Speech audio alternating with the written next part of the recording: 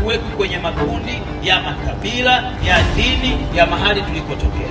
Tuungane kama Wanamonduli. Safi.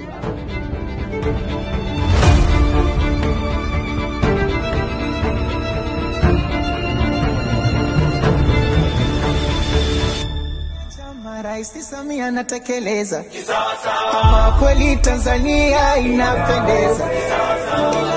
Chama Rais Samia. Mheshimiwa Rais amenituma niwaambieni watu wa Monduli na Arusha, fanyeni kazi.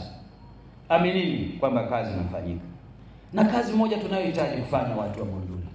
Na hapa nataka niwaambie kama kijana wenu, ndugu zanguni, mkiona taifa linaendelea, mkiona nchi inaendelea, hata ngazi ya familia kukiwa na maendeleo, ujue tu watu wameamua kuungana na kufanya kazi kwa pamoja.